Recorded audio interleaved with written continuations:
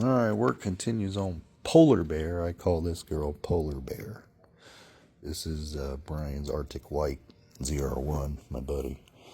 That I always I'm at the meets with, the white dude I met.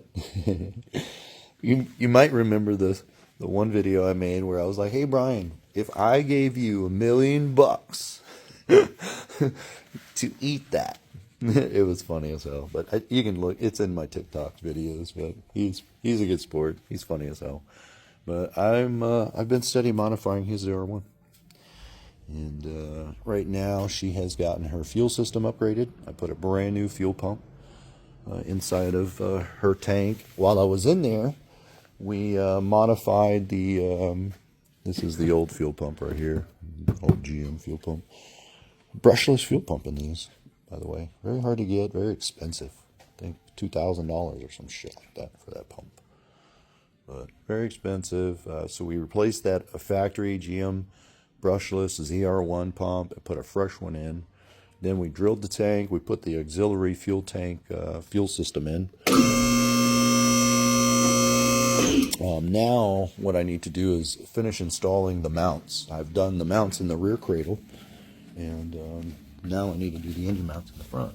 So I've done those polyurethane Henson mounts in there. Put new seals on that differential. I've put new gaskets in it. Fix our leak. And then the DSX auxiliary fuel system is in her tank. And we're ready to start putting the rear cradle back together with this Viking coilover to go in. These are made for this car, specially made for this ZR1. So we're going to get these on the rear cradle. And that will start to put that back together. We're alleviating the mag ride, so we'll have to get the computer happy and remove that option of the mag ride in the system. So we'll deselect the mag ride in the system. I can take this out now where I've connected. I've got my speed bleeder in. I put a monster triple plate in this car, ESC.